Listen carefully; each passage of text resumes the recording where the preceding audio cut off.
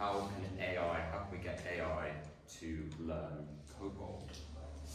And I'm going to be introducing a new Open Mainframe Project initiative, Zorse, which is all about that. So we're going to start with a question. So first of all, so hands up if you're a developer. Developers in the room, good. And keep your hands up if you use any kind of AI assistance when you code. So maybe about half of the developers in the room, something like that. With recent surveys, so GitHub did a survey recently, and they found that 97% of the developers they surveyed had used AI at some point in their jobs. And the same survey also found that 88% of US companies actively encourage AI adoption for their developers. And so today, this is what the development experience looks like. So you have your IDE, and you do a lot of pressing tab. You write something, you press tab, it gives you something, you don't really know if it's totally correct, but you just accept it anyway, and then you keep going. We can reduce the keys on the keyboard. Yeah, we only need one.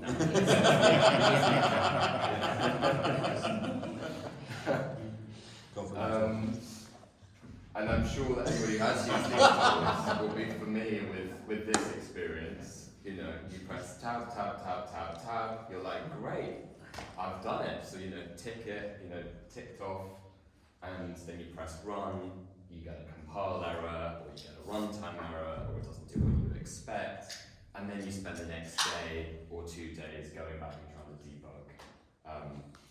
And this is a criticism that's very often levied at kind of AI software workflows. But despite that, studies have shown consistently that AI assistance does actually improve developer productivity. So again, so a 2023 experiment found that they basically segmented. They had 2 sets of developers performing the same task. One set had access to GitHub Copilot, the other set didn't. And they found that the ones that had access to GitHub Copilot, on average, completed the task 55% quicker than the group without it. And there have been many studies like that. These tools have existed now for, coming up to about 4 or 5 years, and they repeatedly show that these things actually do yield a productivity increase. And nowadays, these tools are going beyond just, Copilot, just the tab autocomplete experience. You've now got these AI IDEs that can do kind of more advanced things. You've got kind of like AI editing, so you can highlight a block of code in your IDE, type, whatever, I want it to be more efficient, or make this, more elegant, or whatever you want, and it will go and edit your code in place. There are also this kind of like AI chat, so you can basically bring up kind of a code base that you're not familiar with. You can be like, what does this do? Where do I start when I'm, where do I need to start when implementing my feature? And it will just tell you. And so just in many different ways, AI is kind of working its way into the development experience. This, extends to pull requests too, which some people are scared about.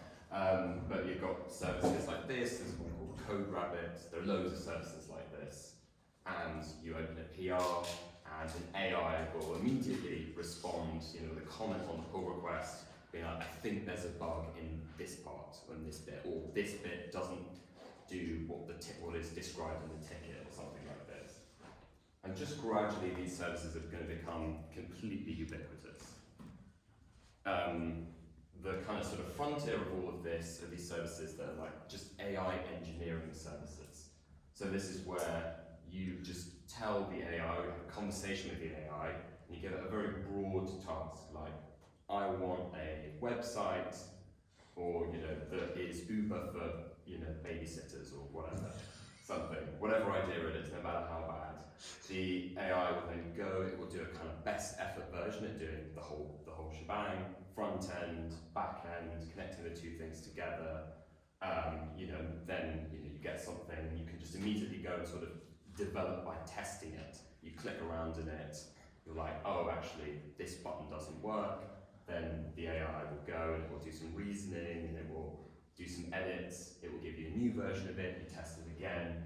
And so, with this kind of model of development, everybody becomes basically a QA engineer, effectively.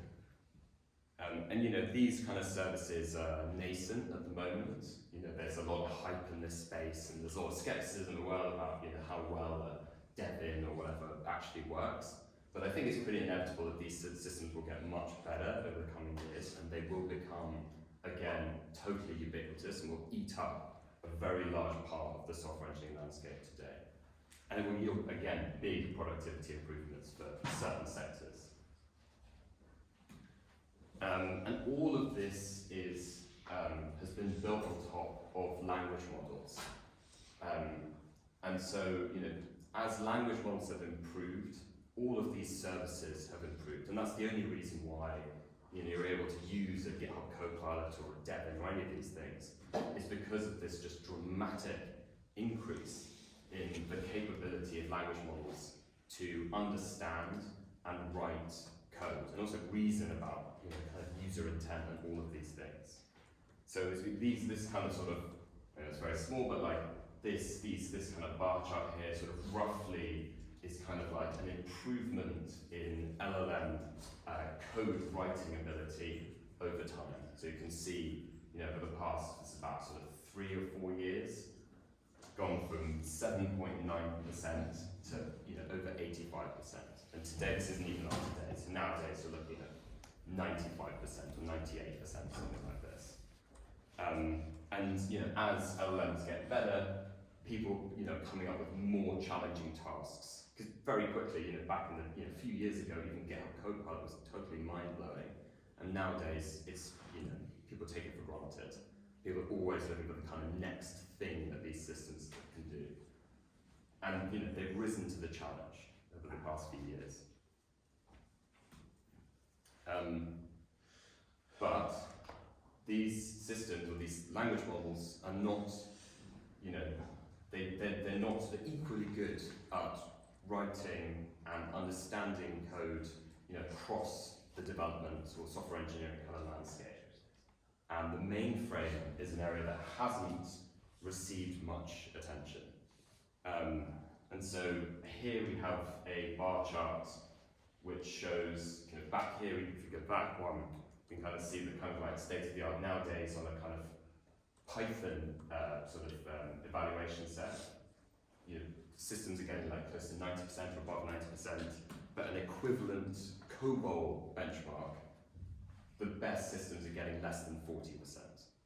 So there's a massive gap when it comes to their ability to certainly write, but also to reason about languages which are used traditionally on the mainframe compared to kind of languages which are used with more modern languages like Python and Java and C++ or things like that.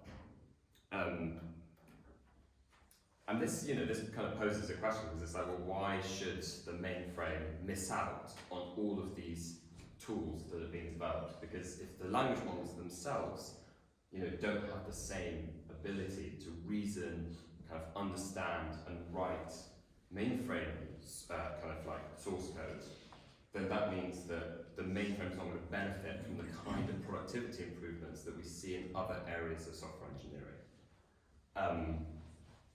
Arguably, this is, a more important, it's a really important problem in the mainframe world, because, fewer and fewer people are actually going to university and learning these languages, that there's a kind of talent crunch. There aren't many people anyway who go to university and come out proficient in a language like Rex, for example. And so it becomes kind of, important that for every developer, every mainframe developer, they're as productive as possible, because, in a sense, it's kind of like a diminishing pool of people. And so this is where AI, in theory, anyway, can help massively.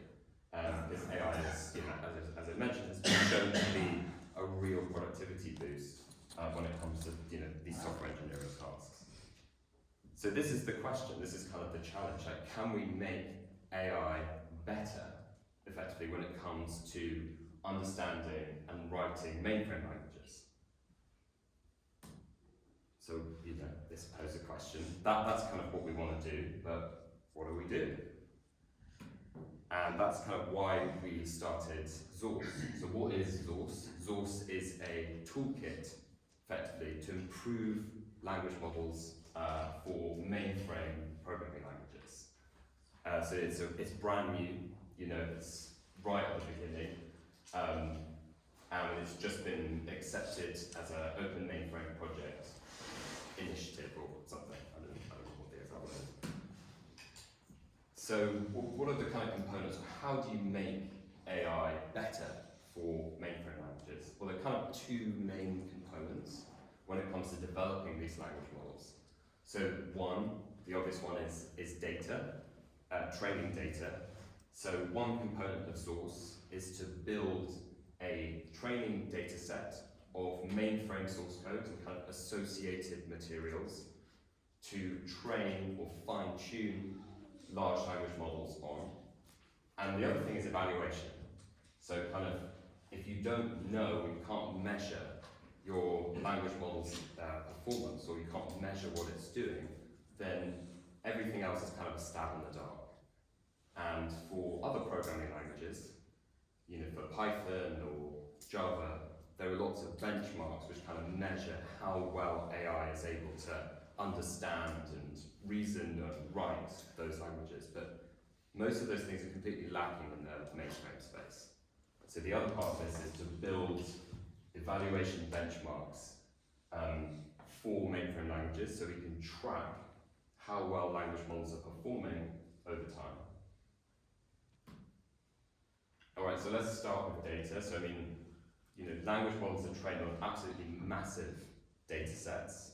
So for example, Llama 3, which is a relatively kind of new language model from Facebook, was trained on 18 trillion tokens of data, and a token roughly corresponds to about 4 characters. So that's a lot. And this data was generally scraped from the internet, or maybe from their internal kind of data sources. But generally, these things are trained on whatever you can get on the internet, by hook or by crook. So within this 18 trillion token data set, there are billions of tokens of code coming from all the kind of code hosts. So there's a lot of code. So if we look here, we can kind of see how this kind of basically this kind of graph, we've got like error over here. So this is kind of how many mistakes the language model is making. And these lines kind of correspond to more data pretty much.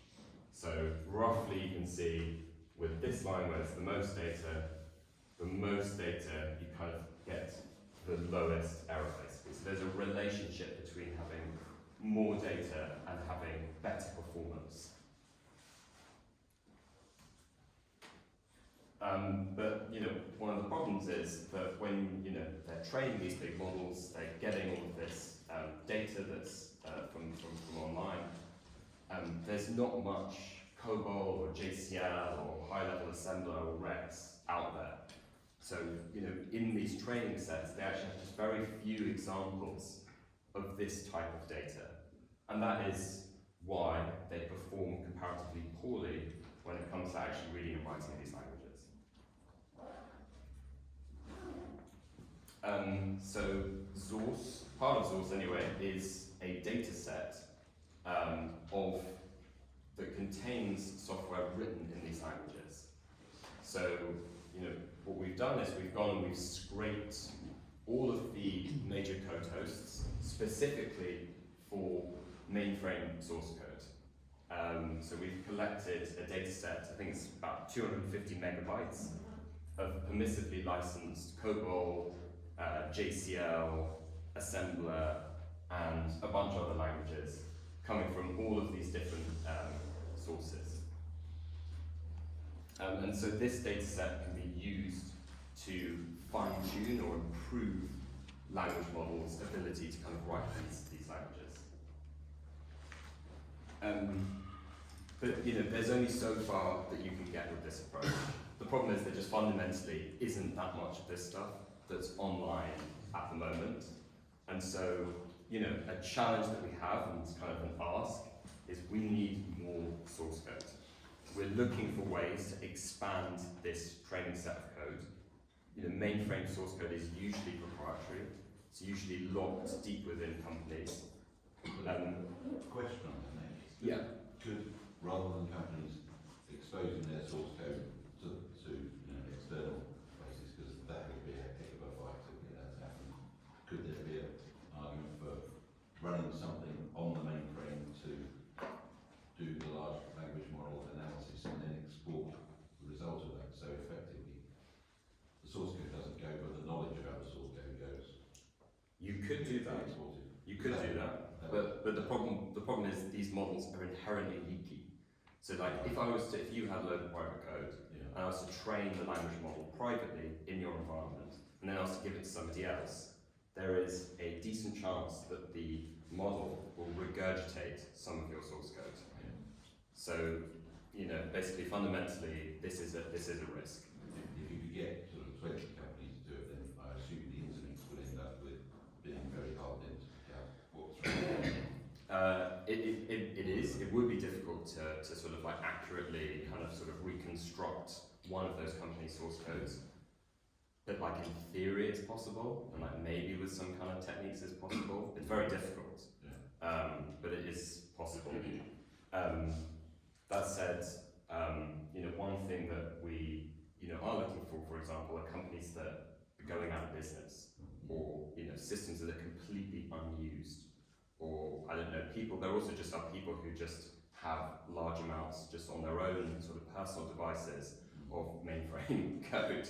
I've spoken to people who've got gigabytes of this stuff, and they're just like, I need to, I've got it on my system, I just need to, I think I can share it, but kind of just looking for people who sort of have this stuff knocking around really, because it does exist, it's just not online. So the idea anyway is for basically, donate your source code. It will be open sourced and added to this data set for the benefit effectively of all mainframe developers. Do you have a question? Yeah, I was gonna, when you say data set, are you talking about you've already pre-processed the data set as into a JSON training file, or you're publishing the source code groupings that then researchers could process that in whatever way they need to fit their model? Yeah, we've done both. Okay. So we have the base data, which is just kind of the raw files, and then we also have a pre-processed version.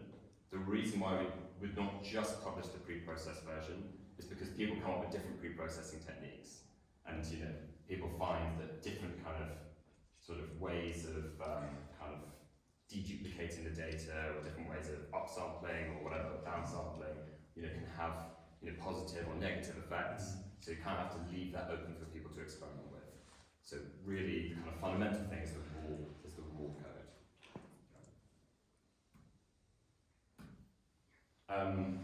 That's data. The other component here is evaluation. So to be able to improve language model performance, we need to be able to measure, how well language models, actually are doing when it comes to reading and writing this code. So for example, if you donate, whatever, 50 gigabytes of COBOL to me, we kind of want to know whether that's made a difference, like a material difference, and that's actually improved these language models' ability to, actually write COBOL. And until recently, there have been no resources to do this. Yeah, question? So if you're taking 50 gigabytes of COBOL code from somebody's laptop that they've got, do you do any kind of pre-analysis of that to see whether it's good quality code? Because if you put a whole bunch of bad stuff in there, surely it's then going to go, garbage in, garbage out. I was waiting to ask that. Yeah. It's a good question. It's kind of related to the question that you asked earlier. So it is true that you could give me tons of bad COBOL, and that could negatively bias any model that was trained on it. It could basically, be trained to generate terrible COBOL. Like, that could happen. Again, for the same reason, we basically put everything in the data set and we leave it for, basically downstream people who are training these models or researchers who are training these models to make that kind of analysis. Because there are many ways, again, many heuristics for kind of filtering what is good COBOL, what is bad COBOL. Kind of don't want to make too many restrict the data set by making too many assumptions up front. Instead, we collect everything, and then you are able, as a researcher, when you are kind of training these models, to be like, okay, well, if I include everything in the data set, it doesn't do very well. So, but if I downsample that portion, so it's not 50 gigabytes, maybe it's 1 gigabyte, then actually it does quite well. There's also nobody really understands how it works. But, as I mentioned earlier, these language models are trained on huge amounts of data, so 18 trillion tokens. Most of the stuff on the internet is rubbish. Yes. Just in general, like whatever, not just code, but just text. I mean, it's low information. But there is some sort of sense that just with scale, you can infer kind of all sorts of much more complex patterns, really. So there's a little bit of both. Kind of want just a lot of volume, but then also we want to kind of leave it up to researchers to make whatever kind of judgments they feel that, or they empirically determine to actually be the most beneficial for the downstream language model performance. So is Zorse the data set, or is it the large language model itself? So it's the data set. Right. So the point is, this is a toolkit, it's a data set, and as I'm about to explain it, sort of evaluation benchmark suite for people to basically train whatever language models they like on top of it. Understood. And there's a pretty vibrant community of people out there who have, the resources to train at least kind of medium-sized language models on this kind of data, for these kind of tasks. So there used to be a process called curation. The data scientists use that. Yes. So for example, they collect so much data and then they curate it and to remove. Yeah. So are we planning to do something like that in this case also? So again, we do some, but we will also release the uncurated data as well. Again, because there are many different ways to curate, and the best way to curate depends on exactly what you want to use the language model for. If you're training a model specifically to do a GitHub Copilot, you might have slightly different curation to if you're training it to do a kind of chat with your code style thing, or you're building a Devin, for example. Like basically, the type of data curation you do will change depending on the specific task. Right. So in this case, probably curation evaluation merges a little bit. Curation and evaluation do merge, but that's something we want to be public. We want to know how well does the language model perform, and this was the type of data curation that led to that kind of performance. So as I was saying, until recently there haven't really been any resources to perform this kind of evaluation at all, most of the kind of benchmarks that are used to measure language model performance, they generally have been built for Python or Go or basically more modern programming languages. And so another component of Zorse is an evaluation benchmark suite to measure LLM performance over time. So at the moment it evaluates COBOL, but this is the start. So basically, currently we have an evaluation suite for COBOL, but part of the project is basically to add other evaluations for other languages. So add, Rex or assembler even, or pretty much to broaden this scope until we kind of have a benchmark suite of a bunch of different languages, and so we can basically kind of measure LLM performance kind of on a broader set. So I'll briefly explain kind of sort of what these benchmarks do. So this is kind of one of them that's up there at the moment. So this is kind of like the first publicly available benchmark to measure LLM COBOL writing. So this is open source. Again, it's on the Zorse GitHub, so anybody can either look at this or contribute to it. So what does this do? So it consists of some algorithmic programming problems of varying complexity. So what it is there's a sort of very well-known benchmark called Humanival, which was developed by OpenAI, but this is a Python benchmark. So what we did is we translated this benchmark from Python to COBOL. So the way that these kind of problems tend to look is you have kind of like a problem description. So the description will basically be like, here is some kind of generally like algorithmic problem, like in this case, check if in a given list of numbers, any two of them are closer than some threshold. And then also a series of test cases. And what the AI has to do is it basically takes the description as an input, it generates a program that it thinks kind of like satisfies that description, and then once it's done that, you run the test suite on the sort of program that the AI has generated, and you basically see how many of the tests pass. And so generally the way it works is if all of the tests pass, do you actually say that what the program that the model generated was a successful one, and otherwise it's a failure. So what we did is here's some COBOL. I mean we did a translation of the COBOL, the Humanival Python into COBOL. There was some, there's some things that make this a little bit challenging. So like generally these kind of like sort of functional sort of like kind of problems where you have a function and there's a clear kind of return type and things like that. Some of these things don't necessarily translate one-to-one to COBOL. So we, came up with some kind of tricks basically to get around that. So these kind of next few slides kind of describe how we did that. So we kind of end up basically with a kind of definition of a COBOL program, a bit of a description, and then the model has to generate kind of the procedure division in the working storage section, things like that. There also is a bit problem of types anyway, so like we basically generally in these problem descriptions they kind of tell the model kind of like what the return type is, for example, or takes a string and returns a list of ints or something like this. These types don't necessarily map very nicely to COBOL, but we came up with some techniques basically to do this.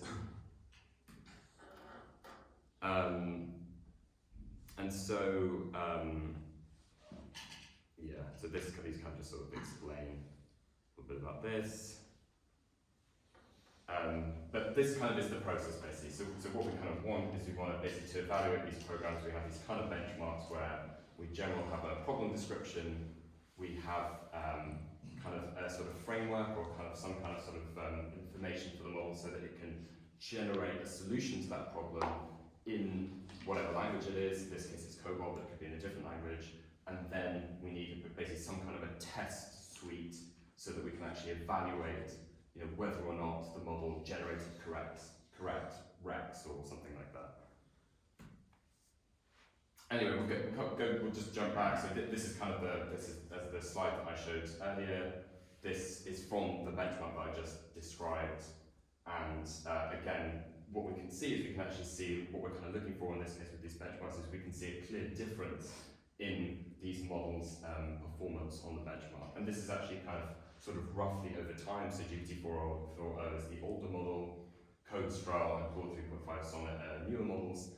And we can see over time an improvement on the performance when it came to writing COBOL. So we can basically tell, okay, well, over time, we can see that these language models have actually got better at writing COBOL. And this is this is like the property that we're looking for in these benchmarks. We want to be able to basically measure improvements over time. So that if we go and we develop a new one, we can be like, okay, well, it's actually better. And that generally this kind of performance translates into better developer tools like Copilots and Devins or kind of IDE tools. Question for you. Yes. What is the time frame we're talking about here? This was in about maybe 8 months. And what do you attribute that improvement in LLM? Is that just increasing access to COBOL code? So this increase was probably not to do an increase in access to COBOL specifically. It was probably to better model reasoning, or basically better general kind of like reasoning ability. So not specifically COBOL. So these are not models that we trained. These are models that big companies train. So this is OpenAI, this is Mistral, this is Anthropic. These are like some of the big AI companies. And so like part of the, I would say most of the benefit that we the gain that we see here is from sort of general purpose improvements to this kind of technology. For all languages. Okay. Obviously some kind of benchmarks are more saturated than others. So if this one was already getting 90%, then there's only so much better you can get basically on some of these benchmarks. So we do see an improvement, but if we look, there's still a massive gulf, kind of sort of like 50% between the best in class models on languages like COBOL and languages like Python. So there's still loads of room for improvement. So what can you do with this? And here's just a little example, a little GIF. It's actually a very short GIF. But this is the kind of thing that you can build. So we built a version of GitHub Copilot that uses a language model that we trained on COBOL data that we collected, and also it runs on device. So some people worry about kind of using a GitHub Copilot because you have to send your code to some kind of cloud service. This runs just on your laptop using a language model which was trained specifically on this COBOL data set that we collected. It's not as good as GitHub Copilot,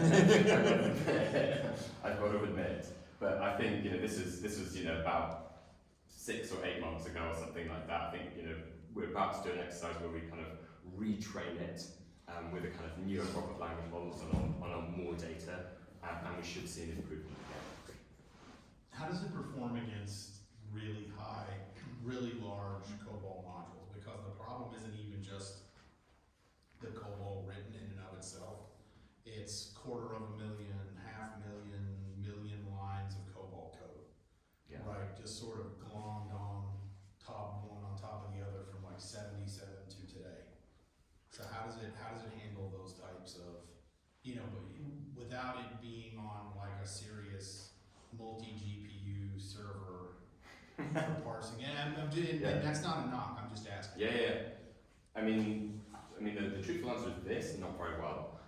So this can only process, I think, 8,000 tokens of code at a time. So it can process, a few hundred lines of code, something like that.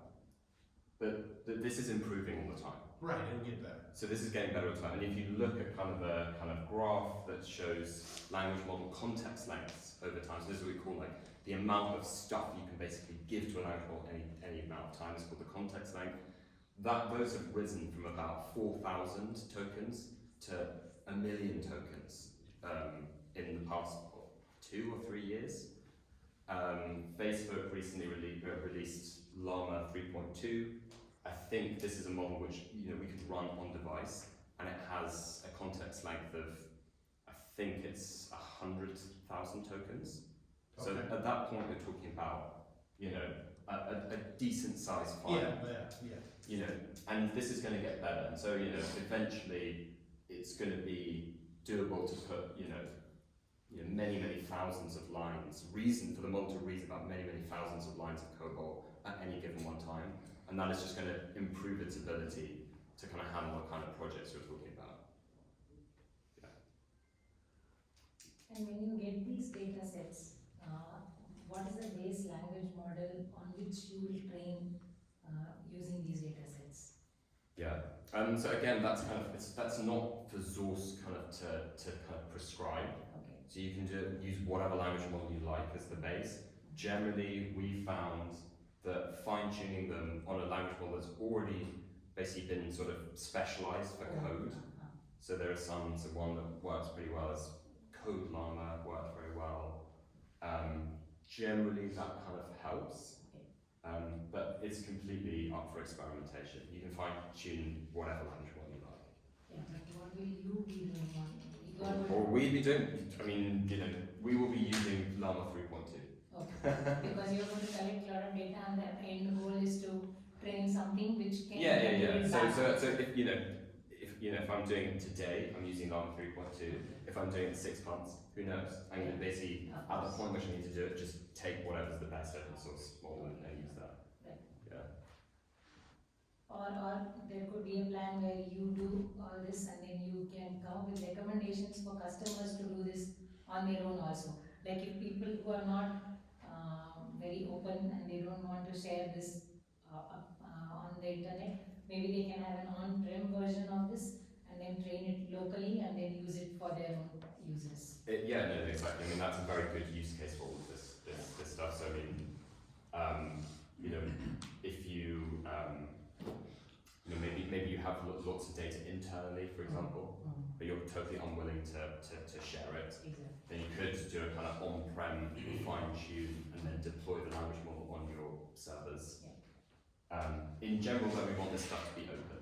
Yeah. Because there are limits to how good it's going to be if it's just trained on your company's data. And it's also actually quite difficult to deploy these things effectively on premise. Right. Companies have to change their approach, I think, to this. Yeah, exactly. The more openness, the better, basically.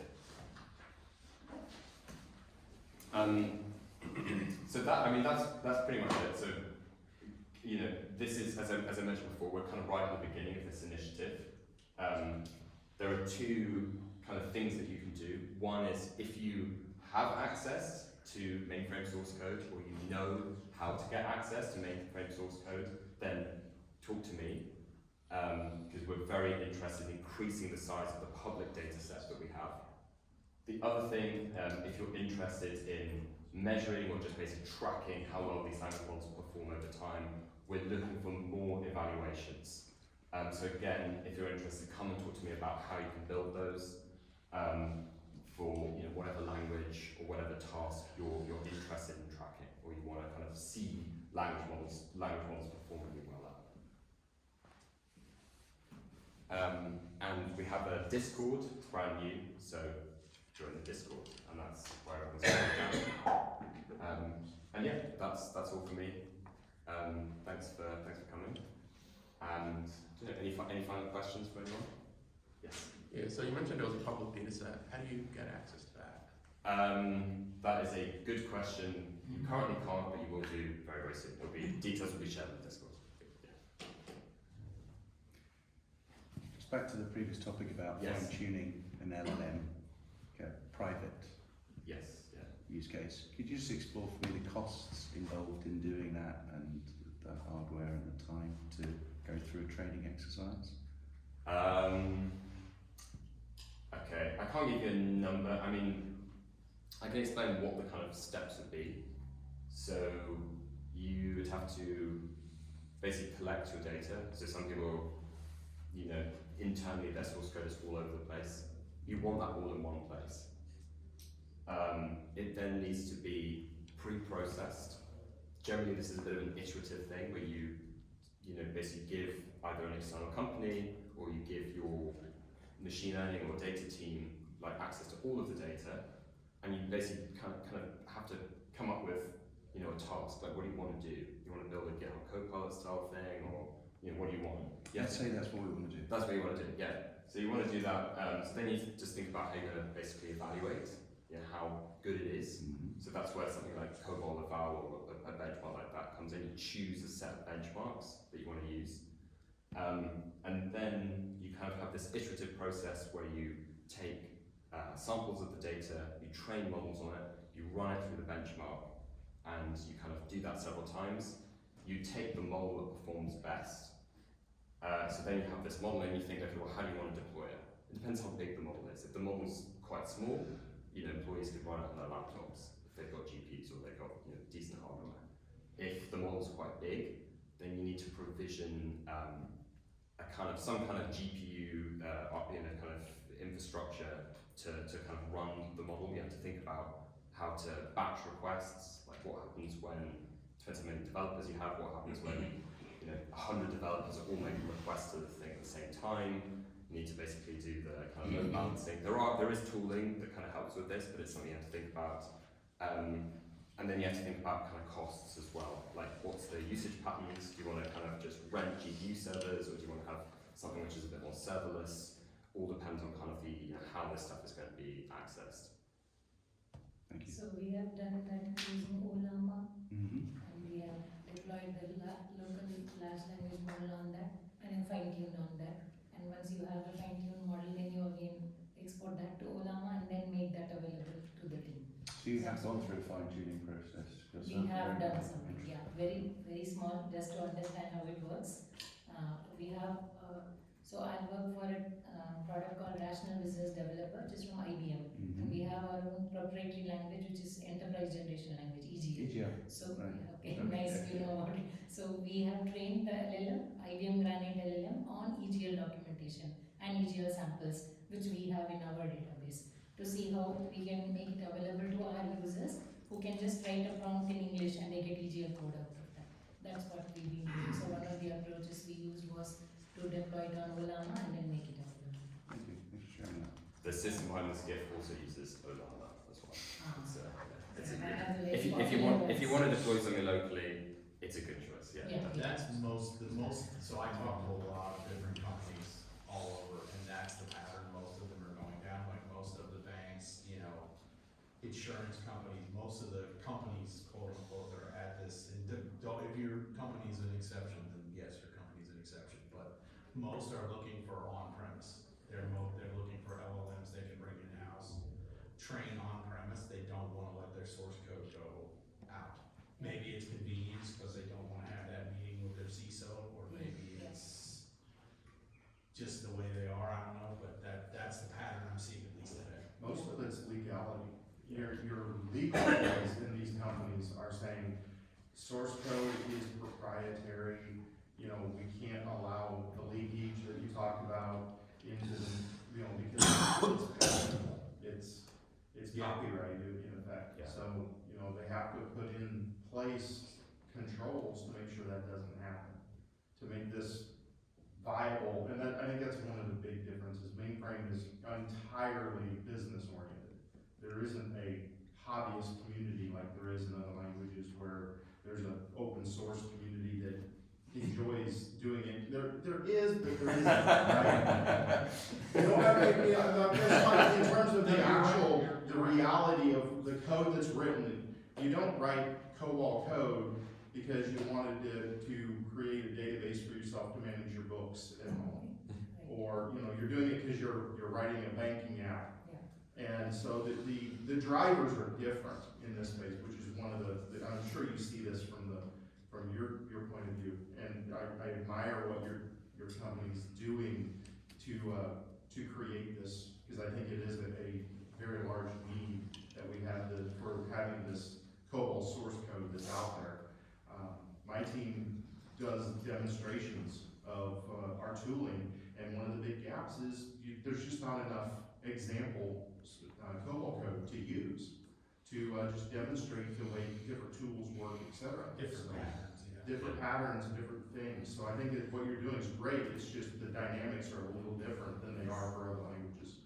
I completely agree. So we do not expect a company to be donating, you know, their production source code to open source it. It doesn't matter what programming language you're talking about. No company's going to be doing that, but very few. But we do think, or we're kind of betting anyway, that there is more source code that, you know, there is source code that is out there which could be donated because of some particular circumstances, like a company's gone bust, or there are some people have kind of sort of, you know, private, you know, kind of code that they've written for some applications that they would be willing to open source. There are these edge cases. And in those cases, everybody benefits. You benefit as a big company, you benefit as a hobbyist if this is brought public and it can be used to improve the quality of these AI systems. So that's kind of what we're looking for, really. Louis, in his presentation, talked about transpiling to Java. Yeah. What about in reverse? And taking the other source code and transpiling it back to COBOL? It's not such a big market, but you'll get a good training data set out of it. That's kind of how the eval was done, in a way, isn't it? We've done some of this, yeah. So one thing you can do is to basically you can do, I didn't talk about it here, but you can do it's called synthetic data generation. So if you don't have enough, COBOL that humans written, what you can do is you can take a really good AI that's like okay COBOL, you can take some code that's written in a different language, like Java or a language, and you can be like, okay, rewrite this in COBOL. Then you check whether it compiles. If it does, cool, and you fine tune on that. It works to an extent, basically. So it will, maybe add 5% or something like that to your evaluation score. It's not going to be the difference between 35% and 90%. That's going to come from a broader understanding of how humans actually write this stuff. This is gonna take this off into the stratosphere. I'm ready. But Gabriel yesterday brought up the whole, 5 years, we're not gonna need developers anymore because we're gonna have robot systems out there writing code. That's a quote from him, by the way. So, I would love to see a session next year, maybe even sponsored by Open Mainframe around should we? Like, do we really want to create systems where just any schmo can walk in and start hitting tab? It's too late. And generate? Too late. So what you're actually saying is the mainframe programmers will be the last ones left. Yeah, you know what, that's actually a good way to put it, yeah. But, I'm not saying yes, I'm not saying no, I'm just saying that would be a really interesting subject, just being honest, yeah. It is an interesting subject, but it's going to happen regardless. Maybe. There's a lot of money in it, and so those incentives are just seriously pushing people into doing it. So there's a huge amount of vested interest in making this stuff happen. Like Devin style, kind of just build me a whatever accounting application. I'm just going to do it.